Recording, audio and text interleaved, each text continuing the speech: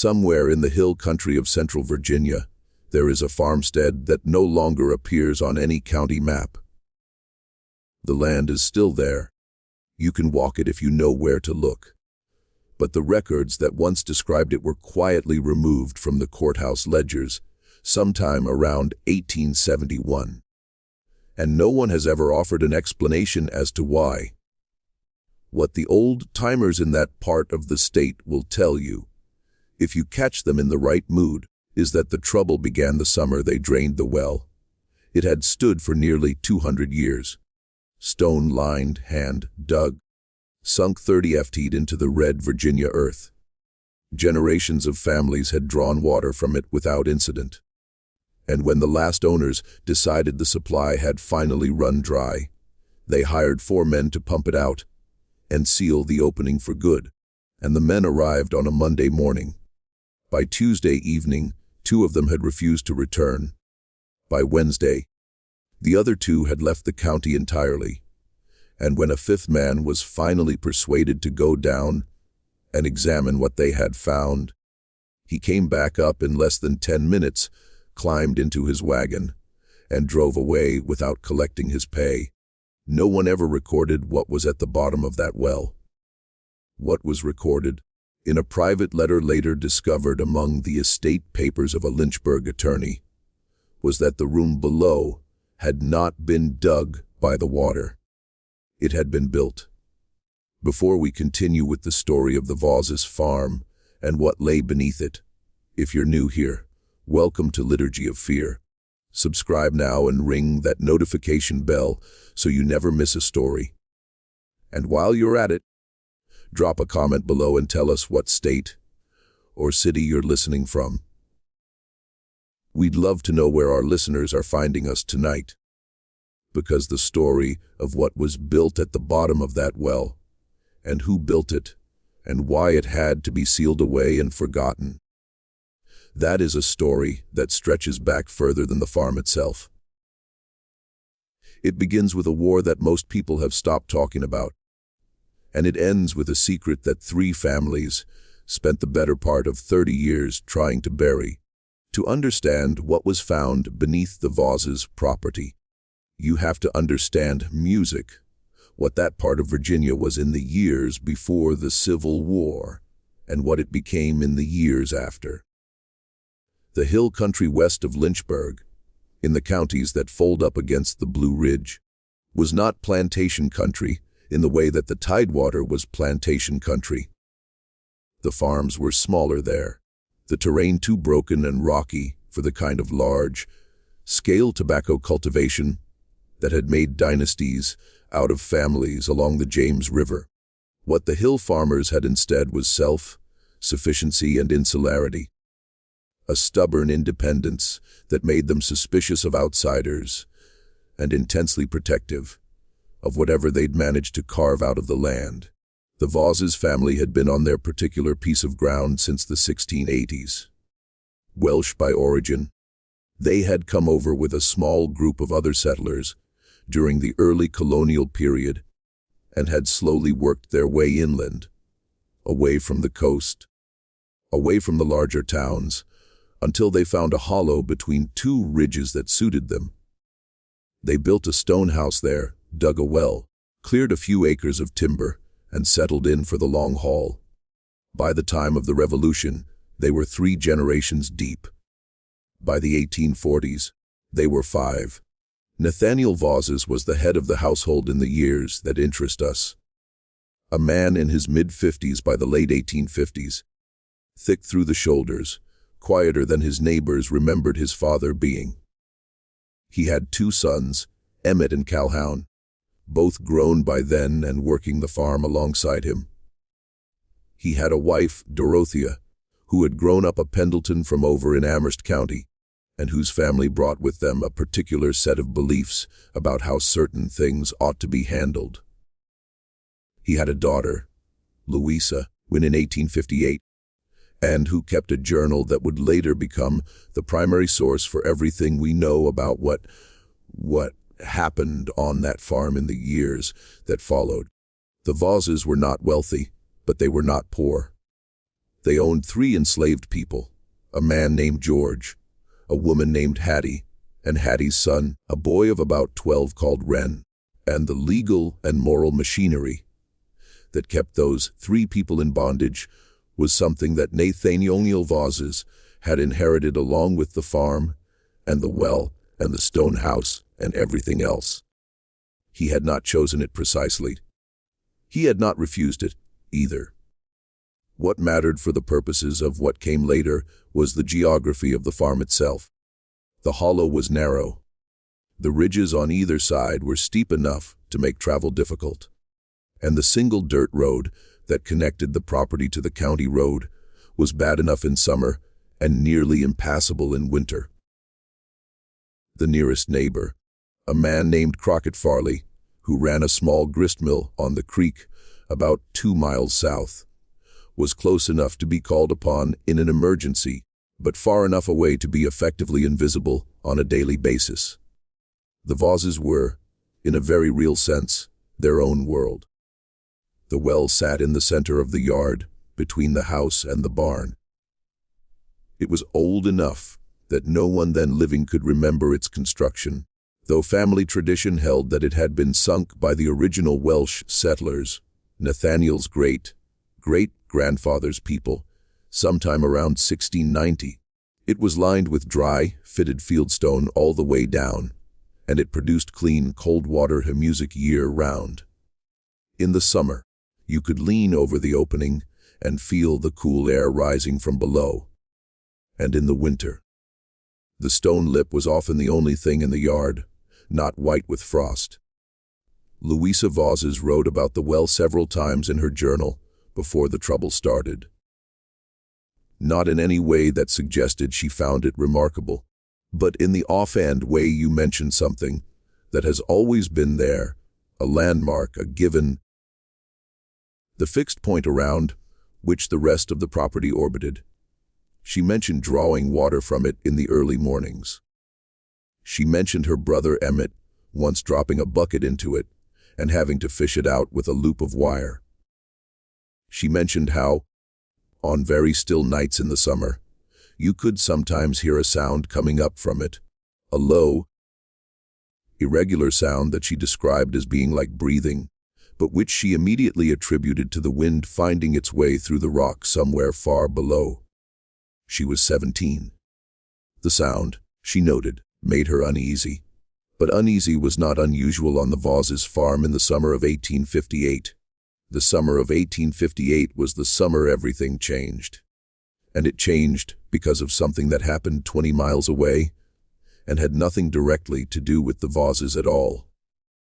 A man named Josiah Trent, who owned a larger farm over toward Rustburg in Campbell County, had been part of a network, loosely organized, carefully concealed, that had been moving enslaved people northward through the hill country for the better part of 15 years. It was dangerous work, and it was not work that Trent had music taken on out of any pure abolitionist conviction. He had stumbled into it, from what the records suggest, because through a series of circumstances that had left him financially and morally entangled with a Quaker merchant in Lynchburg named Caleb Drummond. And the 2 men had made a quiet arrangement that had, by 1858, helped a significant number of people reach the Free States via a route that wound through the mountain hollows and over the ridge into the counties of western Virginia. In June of 1858, Josiah Trent was caught. Music, the precise circumstances of his arrest, were reported in the Lynchburg, Virginia newspaper on the 14th of June. Louisa Vawses mentions reading about it, though she does not say where she obtained the paper. And the arrest sent a tremor through every household in the hill country that had any connection to what Trent had been doing, because Trent had not been working alone, and the authorities knew it. Moreover, they were prepared to be patient about finding out who else was involved. Nathaniel Vawses read the newspaper report with the same expression he wore when examining a fence post that had been improperly set. A kind of dry, Careful assessment that gave nothing away. Then he folded the paper and put it in the fire. 3 nights later, a man Louisa had never seen before appeared at the back door of the stone house after midnight. She heard him through her bedroom window, heard the low knock, heard her father's voice, heard the back door open and close. She did not go downstairs.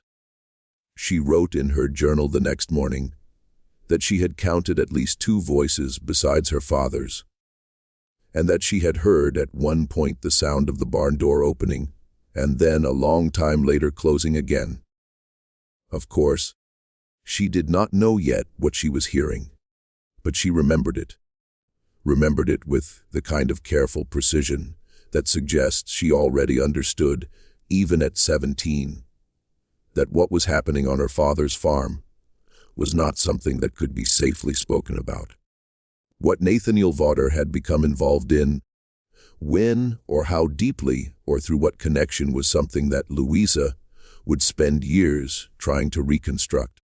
What she established eventually was that her father had been part of Trent's network for at least 4 years before the arrest, and that the route that passed through the Vawters' Hollow had made use of a feature of the property that no county surveyor had ever had reason to examine closely: the well. Specifically what was below the well, because the well was not and had never been simply a well. And 30 feet down, just below the water table's lower edge, where the natural seepage from the ridge above had kept the upper shaft damp and the stone dark with moisture. The shaft did not end in a clay floor. It opened. It widened. It became something else entirely. Whoever had dug the original well, and the timing, as it turned out, was critical, had gone down through the rock not to find water, but to connect with something already there. A natural fissure in the limestone that ran roughly north to south beneath the hollow. And into that fissure, at some point in the distant past, someone had done deliberate work. They had cut the ceiling higher. They had laid a rough stone floor. They had shored up the walls with timbers that by 1858 were old enough to be beginning to fail. They had created a 30 feet below the surface of the Vawters' farmyard a room that by the time the 4 workmen were hired to drain and seal the well in 1871 had held human beings for a very long time. To understand what the room meant, you have to understand how it worked. And to understand how it worked, you have to go further back than Nathaniel Vawter. Further back even than the network that Josiah Trent had been running through the hill country.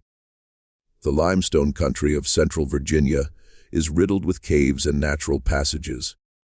It is the same geology that produces the famous caverns further to the north. The ones that became tourist attractions in the 19th century.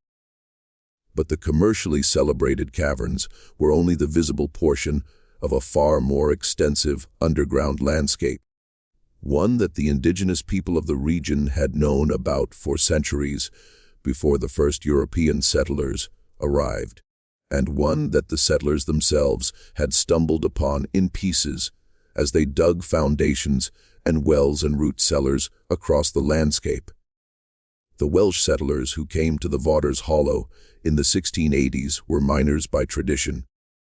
Back home in the valleys of Wales, you learned early to read the landscape for what it hid below, for coal seams and lead deposits and the passages that connected them.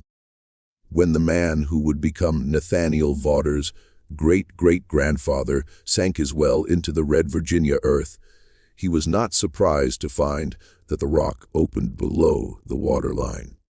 He had been looking for it. He had sounded the ground with a steel rod, the way he had been taught. And then he had found the hollow place before he ever broke the surface. What he built down there in those first years of the settlement, before the colony was established enough to make such things anyone else's business, was a storage room, a place to keep things that shouldn't freeze in winter and shouldn't spoil in the summer heat. Smoked meat, smoked grain, the kind of reserves that meant the difference between a hard winter and a killing one. This is documented after a fashion in a fragment of a letter written in Welsh that was found decades later folded inside the cover of a Bible that had been in the Vawser family since the original emigration. The translation done by a scholar at a Virginia college in the 1890s who had been given the letter without being told where it came from. He described a room below the family's water source, cool and dry, suitable for preservation, accessible only through the well shaft above. For the better part of a century, that is presumably what it was. A cold cellar with an unusually difficult point of entry, used and then forgotten as the family grew and built proper above-ground storage and stopped needing to lower themselves through a well shaft to get at their preserved pork. By the 1850s, Nathaniel Vawser, who had known about the room since childhood, had been shown it by his own father, who had been shown it by his had repurposed it in a way that his Welsh ancestor digging into the limestone with his miner's rod and his survivalist arithmetic could not have imagined. The room below the well had become a stop on a route that moved human beings through darkness towards something that might eventually resemble light. How many people had passed through it over the years that Nathaniel Vawser was connected to Trent's network cannot be established precisely. Louisa in her journal eventually pieced together that the number was more than 40 and possibly closer to 80. People who had arrived at the Vawsers' farm in the night, been lowered through the well shaft via rope and a board seat, spent between 1 and 4 days in the room below, and then been moved on to the next point in the chain. The room had a supply of food and water kept there for precisely this purpose. It had a lamp and enough oil to last several days. It had, Louisa noted, a collection of blankets that her mother Dorothea had been acquiring quietly for years. Good woolen blankets, not the thin ones, so that whoever came through would not be cold. Dorothea Pendleton Vawser, it turned out, was not merely aware of what her husband was doing. She was an active and essential part of it. This was the part of the story that the letter found in the Lynchburg attorney's estate papers touched upon most obliquely. The letter that described the room as having been built, not dug. Because that word, built, was understood by the attorney's family to mean something specific. The attorney, whose name was Edmund Caskey, had represented one of the families involved in the investigation that followed Trent's arrest. And then the letter had been written to him by a client who needed him to understand the nature of what they were dealing with. The room below the Vawsers' well had been built over decades into something that people could survive in. That was the horror and the miracle of it simultaneously. That someone had taken a natural crack in the limestone 30 feet underground and made it livable. Had installed the timber shoring, the plank floor, the ventilation that came from a second, much narrower fissure that opened somewhere on the hillside to the north, concealed behind a growth of mountain laurel. Had thought through what a human being would need to survive 2, 3, 4 days in the dark below the earth. That care that sustained specific long-term care was not something that Nathaniel Vawser had done alone or quickly on or without help. It was the work of years. It was the work possibly of more than one generation. And the nature of that work, its deliberateness, its human scale, the thought that had gone into the blankets and the lamp oil and the ventilation was precisely what disturbed the men who came to drain and seal the well in 1871. Years after the war had ended and the legal reason for the room no longer existed. The room was empty by then, but it was not abandoned in the way that an unused space is abandoned. It was preserved.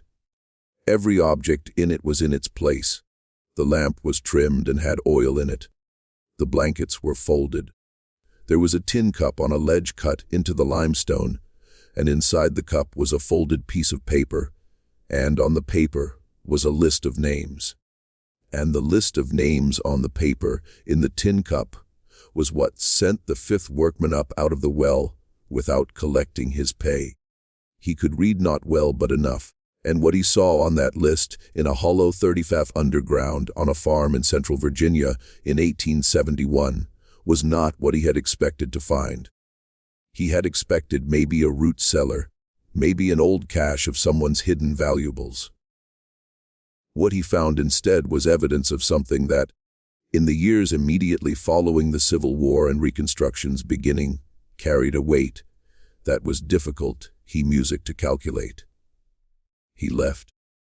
He told his employer, a Lynchburg contractor named Silas Poor, only that the well needed to be sealed from the top and left alone, and that he would not discuss his reasons. Silas Poor, a practical man who recognized when a conversation was over.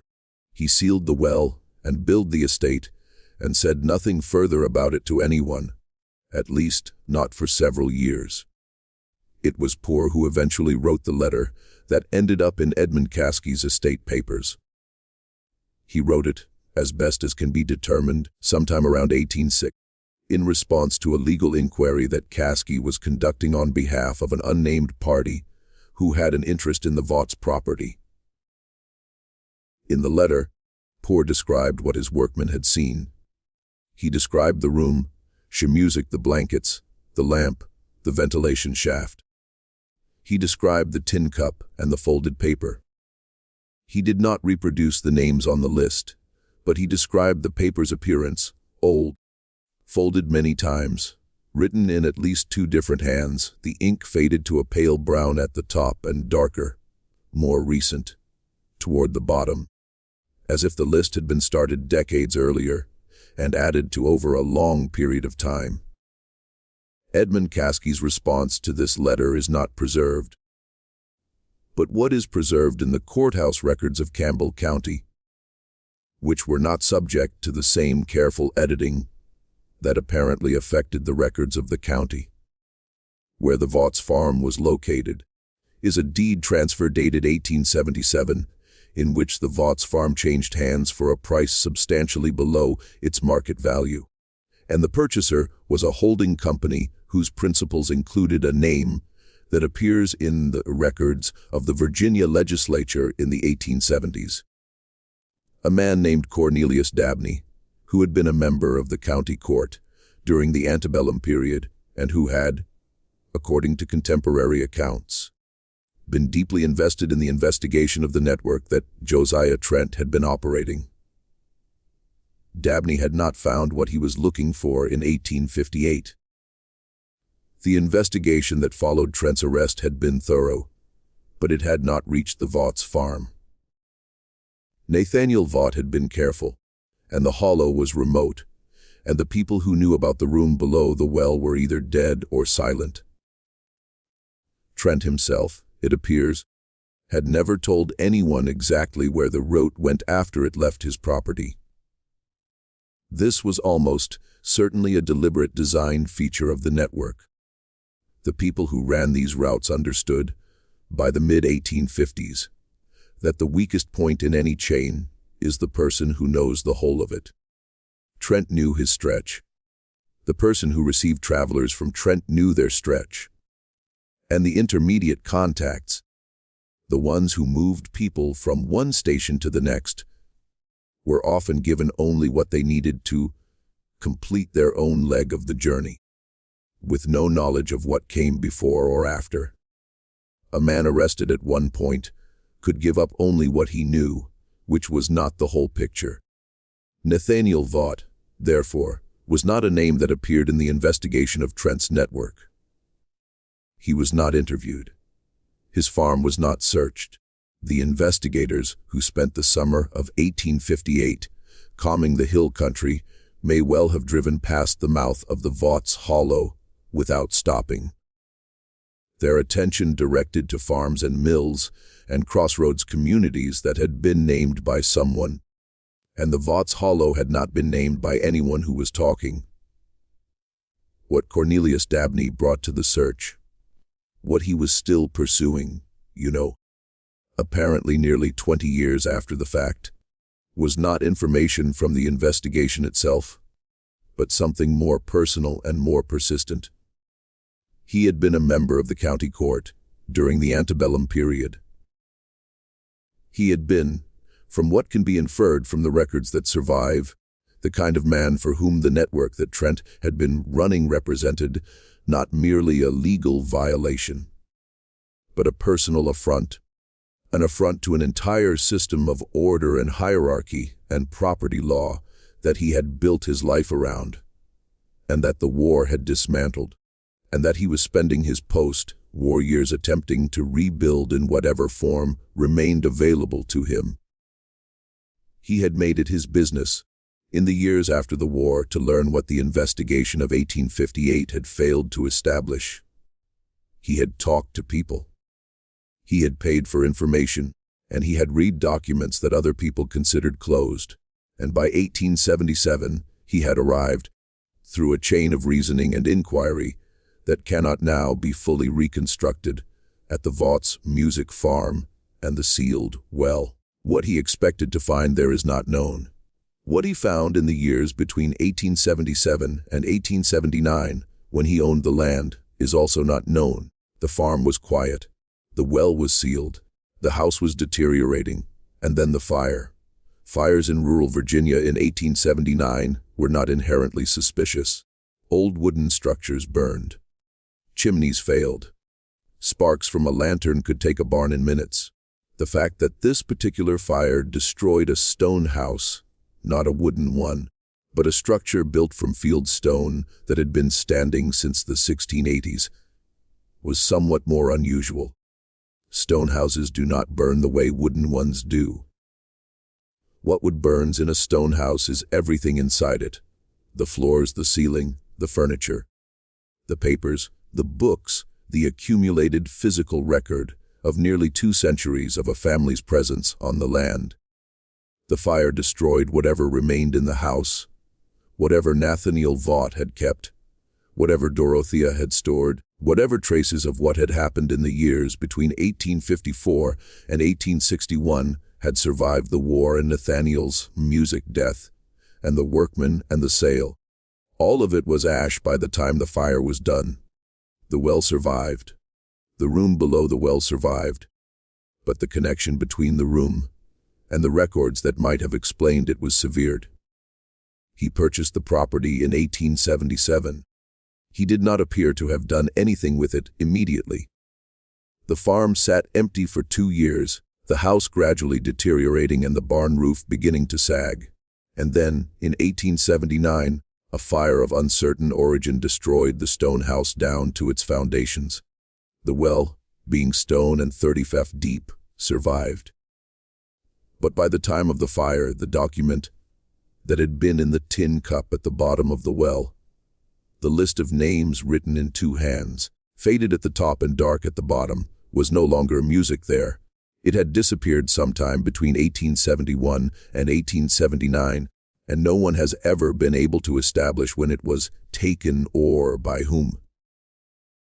What remained, for those who knew where to look, were the names themselves, not on paper, but in memory. And memory, as anyone who has spent time with it knows, is both more durable and more mutable than paper. Louisa Vaught had not been on the farm in 1871. She had married in 1865 a man named Prout from over in Rockbridge County, and she had been living 40 miles away when the workmen came to drain the well. But she had known about the room since she was 17, had known, in fact, more about it than her journal revealed during her father's lifetime, because there were pages she had cut from the journal with scissors, carefully removing them without disturbing the binding. The cuts were still visible when the journal eventually came to light years later. Whatever she had written on those pages was gone. The journal itself was a plain thing, a bookkeeper's ledger that she had repurposed for personal writing. Its original columns of numbers still faintly visible beneath her entries wherever she had started a new page without completely covering what was printed there. She had been writing in it since she was 15, and the early entries were what you would expect from a girl that age in rural Virginia. Observations about the weather, notes about the garden, accounts of church services, and the occasional visit to Lynchburg. There was a period when she had been keeping careful track of a young man from the Cabell family over in Appomattox County, noting his visits and the length of time he stayed, and whether he had spoken to her father. And that thread simply stopped in early 1858 without comment or resolution, as if she had decided that certain narratives were better not music, followed to their conclusions in writing. What remained in the journal after the cut pages were gone was still substantial. Years of entries covering the war and her marriage and her early years in Rockbridge County and the births of her children. But the gap was visible. And not just in the literal sense of the missing leaves, but in the texture of the writing around the gap. The entries immediately before and after the removed section had the careful, slightly formal quality of writing done, with an awareness of being read, not falsely cheerful, but measured, deliberately unremarkable. The writing of someone who has decided consciously what to leave in and what to leave out. The entries that were cut had covered, based on the page numbers and the dates of the entries before and after, approximately 14 months. From the autumn of 1858 through the end of 1859, the months after Trent's arrest. The months when the network went quiet and the road north closed, and whatever was happening in the room below the Vawses well was happening without any of the usual movement of the chain above it. 14 months. The entries for that period gone. What she wrote in the resumed journal in January of 1860 was about a snowfall. Tuft of snow in the hollow. The road to the county road completely impassable. Her brothers shoveling out the barn and the well. She described the well in that entry the same way she had always described it. A landmark, a given, the fixed point around which the property orbited. She said nothing about what was 30 feet below it. She had made her decision about what to keep and what to cut. She had been 18 years old when the 14 months began and 19 years old when they ended. She had lived through whatever happened in that hollow during those months in that stone house with her father and her mother and her brothers and the 3 people who were legally their property, and the room below the yard that was legally nothing at all. Whatever she knew, whatever she had been part of or had witnessed, or had simply heard through a bedroom window without being told directly, she had decided to carry it herself, not to put it down on paper, not to leave it where a future stranger could find it and make of it what they would. She lived until 1903. She outlived her husband and 2 of her 4 children and watched the world change in ways that the girl who had kept a ledger journal in the Virginia Hill Country could not have anticipated. She never returned to the Vawses farm after her marriage. She never, in any of the letters or documents that survived from her later life, mentioned it directly. Music, and the only exception was the letter to her daughter about the fire. The one with the strange closing about hoping the trouble might now be allowed to rest. Her daughter, who had never known the farm and had no particular reason to find the letter's language unusual, had kept it among her own papers without thinking much about it. It was a letter from her mother about a fire at a property she had never visited. It was the kind of letter you keep because it's from your mother, not because of what it says. Louisa was still alive in 1879 when the stone house burned. She wrote about it, "Hey Music," in a letter to her daughter. A letter that survived because it was among the papers of the Prout family and had no obvious connection to anything that anyone was looking for. In the letter, She described hearing about the fire from a neighbor who had ridden over to tell her. She described her feelings with a kind of controlled brevity that suggests she was writing with the awareness that letters can be read by people other than their intended recipients. She said only that she was sorry the house was gone, that it had been a good house, and that she hoped whatever had been troubling that particular piece of ground might now be allowed to rest. It was a strange way to put it. Her daughter, apparently, did not find it strange enough to ask about. And for a long time, a very long time, that was where the trail ended.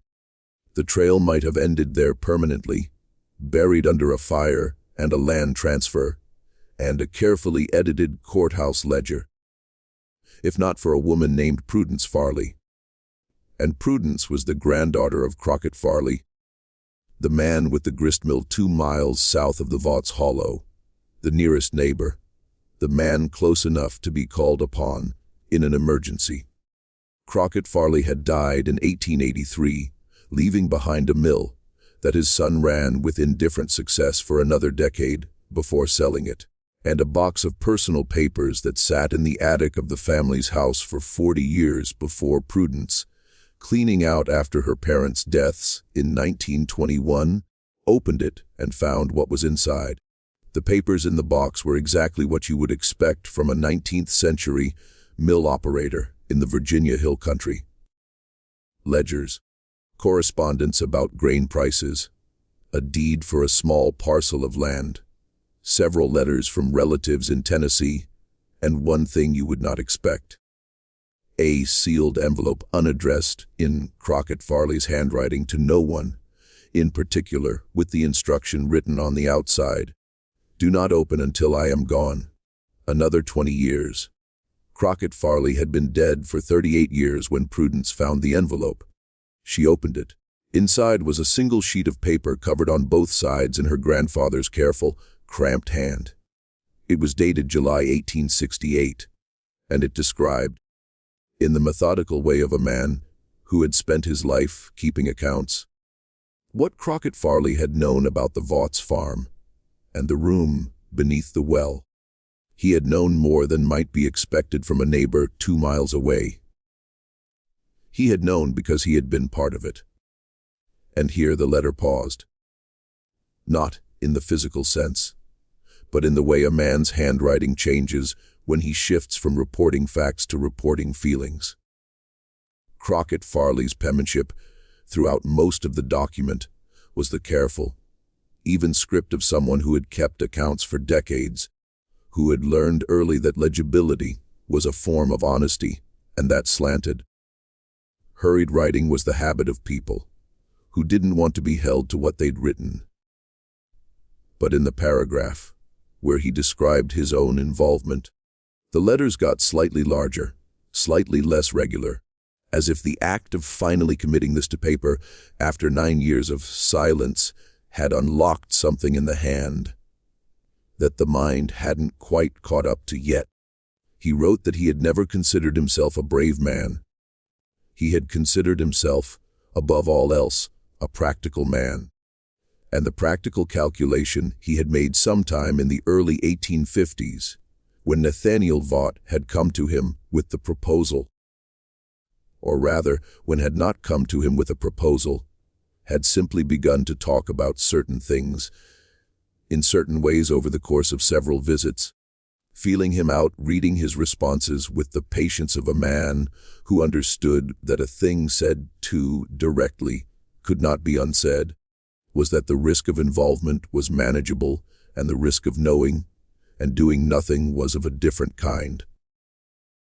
And that in the end, the blankets and the lamp oil were small things to provide. What he had not anticipated, he wrote, was how the knowledge would settle into him, how it would become part of his daily mental furniture in a way that the actual labor of providing supplies was not. You could finish cutting the wick on a lamp and put the lamp in a box and hand the box to Nathaniel Vaught and walk home, and the lamp was done. but the knowledge of why the lamp existed and who would use it and where it would go. That did not finish. That stayed. He had not been religious in any formal sense. His wife had been Presbyterian. He had attended services with her and thought his own thoughts during the sermons. But after the first year of his involvement with what was happening at the Vawses farm, he found himself thinking in the idle moments of the mill, the hours when the water was doing the work and he was only watching, about certain passages from the sermons he had half listened to, about being a stranger in a strange land, about the darkness of the valley. These were, he acknowledged in the letter, not thoughts that helped with anything practical. But they stayed with him, and they made the mill feel different, made the ordinary sound of the water on the wheel carry something it hadn't carried before. Some additional weight that he could feel, but not name, not as a station on the route. His mill was too visible, too accessible, too often visited by people who had no business knowing what was happening there. But as a supplier and a watcher, he had provided some of the lamp oil. He had provided the blankets, buying them from a dry goods dealer in Lynchburg, in small quantities over several years, never enough at once to attract notice. And he had watched the road from his mill for signs of the investigators who were combing the hill country in the months after Trent's arrest. And he had sent word when they were coming. The paper in the envelope described all of this in the detached, unpast tense manner of a man making a final accounting. But it also described something else, something that Crockett Farley had seen on a specific night in September of 1859, 14 months after Trent's arrest, when the investigation had appeared to die down and the network was cautiously resuming its operations. He had been returning from his mill later than usual, because a wheel shaft had broken and he had spent the afternoon repairing it. He was on the road north of his property, walking his horse in the dark. The moon was down or nearly, and the road was bad enough that riding wasn't wise, when he saw lights at the Vawses farm that should not have been there. Not in the house, in the yard. 2 lanterns moving in a specific pattern that he recognized from the times he had visited the farm on legitimate business. One at the barn door, one at the well. But there was a third light, one that appeared and disappeared in a way that he understood, after a moment, meant that someone was going up and down the well shaft, that the lantern was being carried below, and then brought back up. He stopped on the road and watched. He counted. Over the course of approximately an hour and a half, the third light went down and came up 11 times. He did not approach. He did not call out. He went home and went to bed, and in the morning he went to the mill and said nothing to anyone, but he counted 11, and he wrote that number down in 1868, 9 years later, with the care of someone who understood that what he had seen was a daypoint in a larger account that might someday need to be presented in full. 11 trips down the shaft and back up, and in an hour and a half on a September night in 1859, each trip taking approximately 8 or 9 minutes. The rope and the board seat could carry one person at a time. He knew the mechanism, had helped Nathaniel Vawter lower a sack of seed down there once, years before, when the storage function was still the official story. One person at a time, 8 to 9 minutes each way. 11 trips. Not all of those trips were people going down. Some of them would be supplies. Some of them would be the rope itself being rigged and derigged. But some of them, perhaps 5 or 6, perhaps as many as 8, represented human beings being lowered 30 feet into the earth on a September night. This was not the most remarkable thing Crockett Farley had written down. The most remarkable thing was the final paragraph of his account, which described what he had seen on his next visit to the Vawses farm 3 weeks after the September night. He had gone over, as he sometimes did, to return a borrowed tool and to pass an hour talking about the harvest. He had found Nathaniel Vawses in the yard, near the well, doing something that Farley initially took for ordinary maintenance, clearing leaves from the stone lip, checking the rope.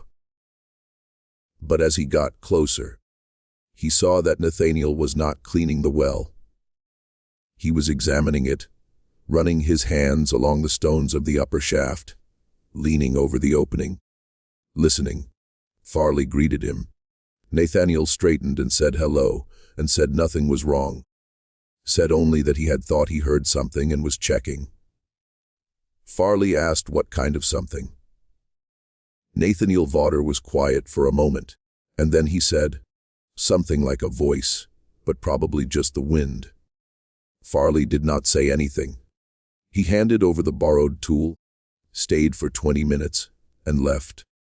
But as he walked back down the road toward the mill, he found himself thinking about the September night and the 11 trips, and whether all of the people who had gone down the shaft had subsequently come back up. He never asked Nathaniel Vawses about it. He wrote the question down instead in 1868 in his careful mill keeper's hand, and sealed it in an envelope, and left it for someone else to find. When Prudence Farley read the paper in 1921, she sat at her kitchen table for a long time without moving. Then she got up, put the paper back in the envelope, put the envelope back in the box, and put the box back in the attic. She did not tell anyone what she had found, and not immediately, but she had read it, and she had done the arithmetic. Prudence Farley was 53 years old in 1921, a practical woman who had worked as a school teacher in Amherst County for most of her adult life. She was not given to flights of imagination, and she was not, by any of the accounts that survived, easily frightened. But the arithmetic in her grandfather's letter had lodged in her mind the way a splinter lodges in a finger. Not always painful, but always present. It took her 6 years to do anything about it. In 1927, she wrote a letter to a history professor at a small college in Roanoke, who had been conducting research into what was then beginning to be discussed cautiously as the Underground Railroad, the network of routes and hiding places and human courage that had moved people northward before the war.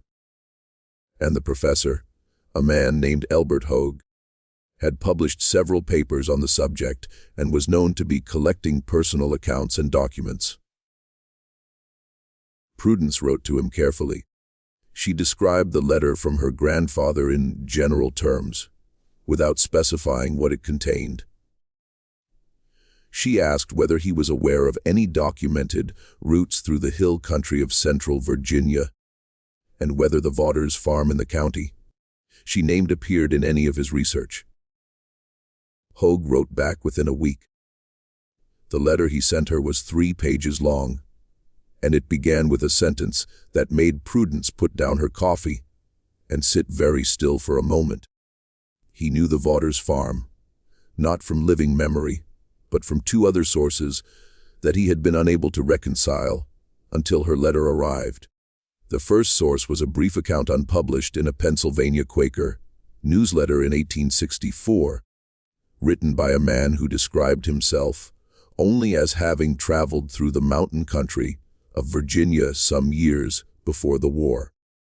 The account was fragmentary and deliberately vague, the kind of thing written by someone who understood that the details could still be dangerous, even with the war ongoing. But it described a farm in a hollow, a well, and a descent into the earth that the writer compared, with an evident attempt at lightness, to going down into the mine country of the old country. He said that what he found below was unexpected, not a cave. He wrote, but a room, and in the room 6 other people waiting. 7 people in the room below the Vawses well at the same time. In the account's timeline, this would have been sometime in 1857 or early 1858, before Trent's arrest. and the second source was a collection of brief notes written in a cramped hand and filed without explanation among the papers of the Lynchburg Quaker merchant. Her music, Caleb Drummond, the man who had entangled Josiah Trent in the network in the first place. Drummond had died in 1869, and his papers had been donated to a Quaker meeting in Philadelphia, where they had sat in a trunk in a back room for half a century before being cataloged. In those notes, written partly in English and partly in a personal shorthand that Hoag had spent considerable effort decoding, were references to a station that Drummond called the Stone Bottom. Supplies delivered. Route confirmed. Stone Bottom holding 7. Wrote north clear as of 14th. 7 again. But here was where the arithmetic became difficult, where the splinter in Prudence's mind became something she could no longer ignore. The account published in the Pennsylvania Newsletter was written by a man who had passed through. He had gone down into the room and found 6 people waiting, making 7 total. He had subsequently been moved north along the route. He had survived. He had written about it. The notes in Drummond's papers described Stone Bottom holding 7 on a specific date. And then, a week later in the same sequence of notes, there was a single entry that said only Stone Bottom. No word. Route north closed. Drummond's shorthand for the next entry, decoded by Hoke, appeared to read, Trouble at Trent's. Advise caution all stations. The arrest. June 1858. The network going quiet. But here was what no one had ever been able to establish. What happened to the 7 people who were in the room below the Vawses well when the route north closed? If the route closed suddenly, so it appeared to Hoke, if Nathaniel Vaught received the word that the investigators were coming, that the usual contacts could not be reached, that the network had gone to ground, then the 7 people in the room 30 feet below his farmyard were stranded. They could not go north. They could not go back south without enormous risk. They could not emerge through the well shaft in daylight without being seen. They were below the earth in a room that had been built for temporary occupation, with supplies calculated for days, not weeks.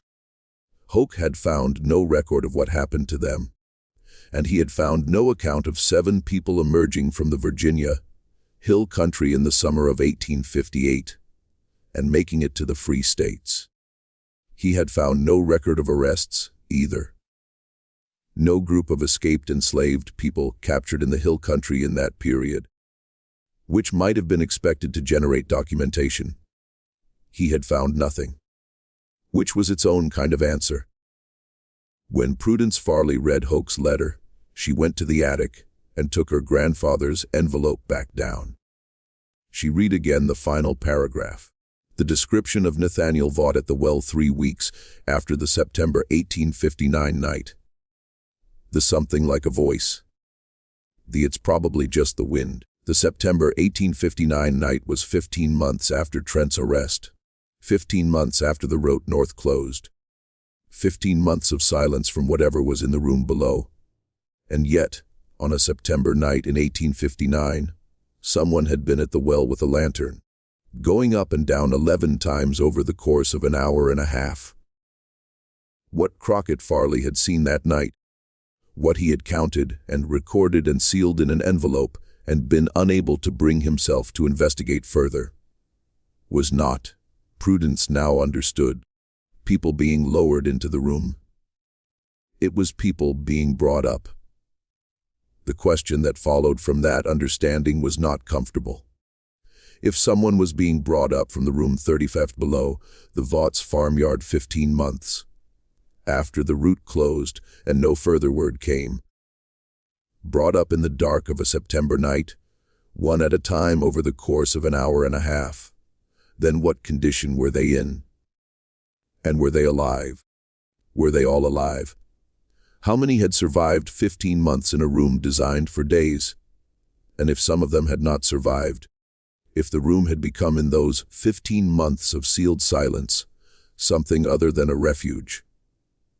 Then what had Nathaniel Vaught done with them? Where had he put them? In a hollow in the Virginia Hill Country in the summer of 1858, with investigators combing the roads and asking questions at every farm within 20 miles. Where do you put the ones who didn't make it? There was, Prudence noticed, one detail in her grandfather's letter that she had initially passed over. He had described the Vaught's farm on his ordinary visits. He had described the yard, the barn, the stone house, the well.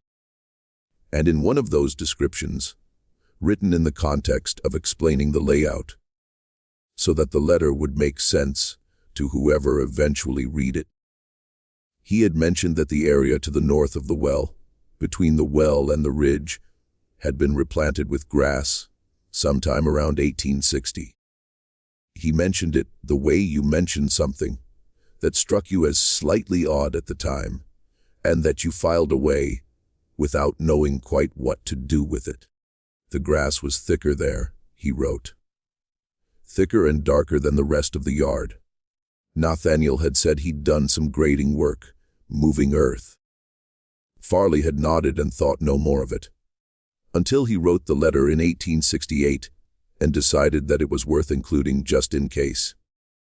What Prudence Farley thought when she read that detail, what she sat alone with in her kitchen in 1927, with her grandfather's letter and a professor's carefully reasoned reply in front of her, is not recorded anywhere. But she had been a school teacher for 30 years. She was accustomed to following a chain of reasoning to its conclusion, even when the conclusion was difficult. She wrote back to Hoke. She told him about the envelope. She told him about the September night and the 11 trips and the thick dark grass to the north of the well. She asked him what he thought music it meant. Hoke's response took 2 weeks. When it came, it was shorter than his previous letter. A single page measured in its language. Careful. He wrote that he believed the Vaught farm had been an important station on a significant route, and that the events of 1858 had likely created a situation of extreme difficulty for everyone involved, including those who were sheltering in the room below the well. He wrote that the historical record was, in such cases, often incomplete by design. He wrote that he would like to visit the property if it was still accessible, and that he would welcome the opportunity to conduct a careful examination of the grounds, particularly the area to the north of the well shaft. He never made the visit. He died in February of 1928, 4 months after writing the letter. From pneumonia, Prudence Farley lived until 1941. She gave Hoke's letters and her grandfather's envelope to a niece with instructions to put them in a safe place. The niece, who had never quite understood what the papers contained or why they mattered, put them in a box of family documents.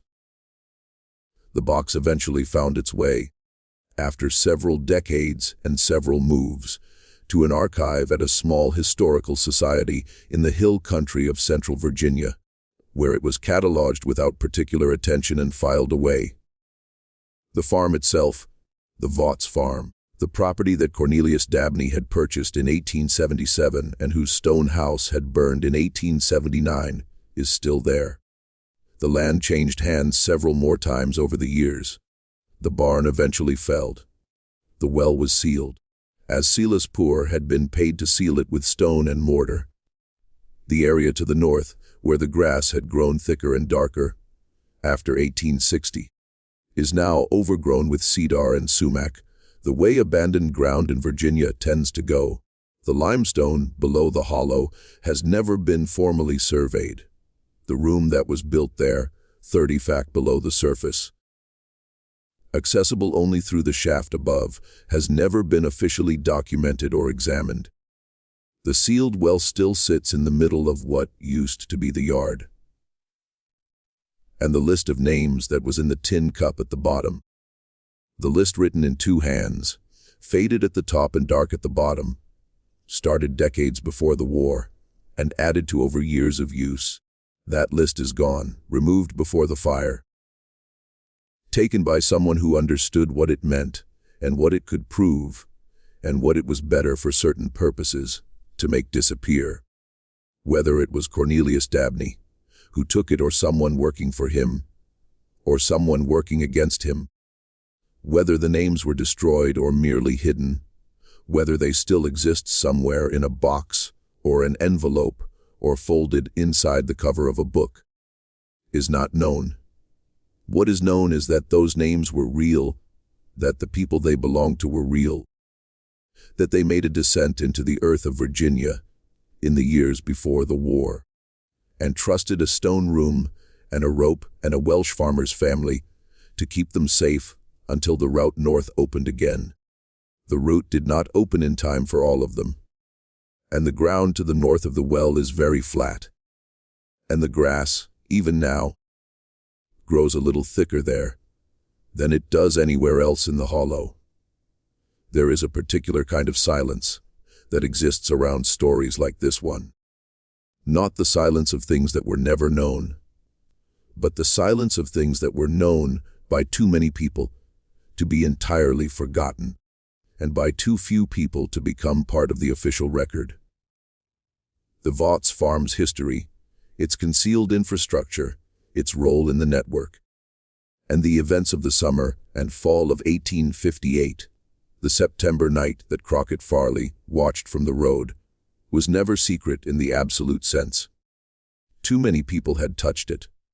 The workman who drained the well in 1871, Silas Poor who sealed it, Edmund Caskey, who received the letter, Cornelius Dabney, who bought the land, Crockett Farley, who counted 11 and wrote it down, Louisa Prout, née Vawses, who cut pages from her journal, and then spent the rest of her life carefully not talking about what she had removed. All of these people knew something.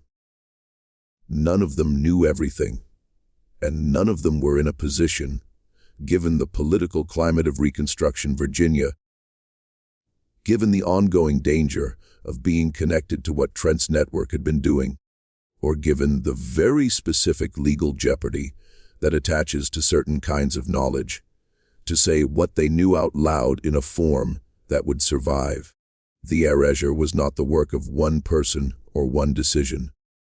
It was the accumulated result of dozens of small choices made by people who were navigating an extremely complicated moral and legal landscape in a period when the wrong information in the wrong hands could destroy a family or worse.